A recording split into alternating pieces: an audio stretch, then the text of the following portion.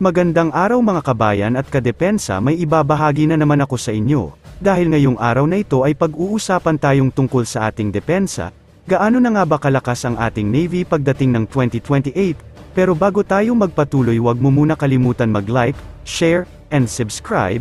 Paki-follow at like muna ng aming page na nasa description na ang link. Matapos ang usapin natin patungkol sa mga armadong barko na paparating sa ating bansa, pag-uusapan naman natin ngayon kung gaano nga ba ang magiging lakas ng ating hukbong dagat sa taong 2028. Sa patuloy na modernisasyon ng ating Armed Forces of the Philippines, tuloy-tuloy pa rin ang pagbili ng ating mga bagong kagamitan.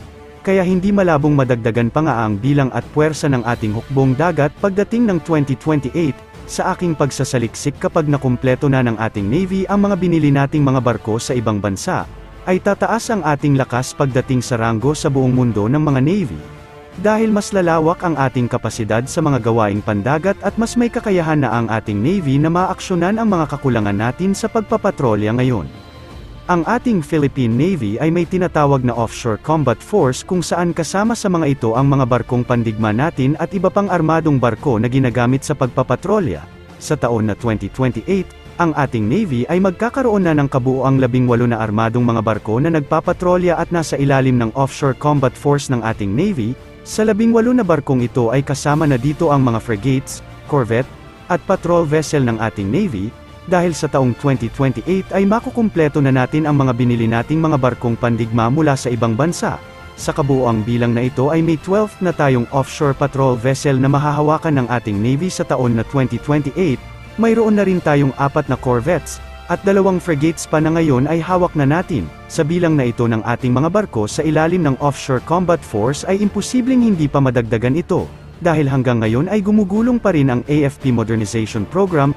Sa isang post ng defense page dito sa Pilipinas, sinasabing ang Pilipinas ay bibili pa ng 6 na offshore patrol vessel, kapag hindi natuloy ang pagbili natin ng mga submarines. Patuloy pa nga rin pinag-uusapan ang balitang ito dahil sasalat nga ang ating gobyerno sa pagbili ng submarines. Tanging mga barko lamang ang kaya nating bilhin na kaya ding magprotekte ng ating karagatan.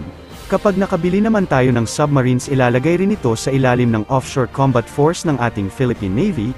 Sa ngayon 18 na barko pa lamang ang kumpirmadong mahahawakan ng ating Navy sa ilalim ng Offshore Combat Force sa taon na 2028. Malaki pa rin ang tsansa na tumaas pa ang bilang ng mga barkong nasa ilalim ng Offshore Combat Force ng Navy, dahil balak pa nga rin ng ating AFP na ipagpatuloy pa rin ang modernization ng ating AFP kahit na matapos na ang huling horizon nito. Ang AFP Modernization Program ay may 3 horizon lamang. Horizon 1 na sakop ang taon na 2013 hanggang 2017, ang Horizon 2 ay mula taon na 2018 hanggang 2022, at Horizon 3 ay tatagal mula taon na 2023 hanggang 2028, kaya naman ay may 5 taon pa ang ating Philippine Navy para makabili pa ng mga bagong barkong pandigma, o di naman kaya ay makabili na rin tayo ng mga submarines. Sa mga nagtatanong naman dyan kung ano ang 18 na barkong ito na mahahawakan ng ating Navy sa ilalim ng Offshore Combat Force, ay pag-uusapan naman natin yan sa aking susunod pang video. Paki-follow at like muna ng aming page na nasa description na ang link. Pwede ka ring manalo ng pera or load dito kapag ikaw ay naging top fan nito at napili. Huwag mo na rin kalimutan mag-like, share, and subscribe. Pindutin mo na rin ang bell para updated kayo sa aking mga video. Maraming salamat po.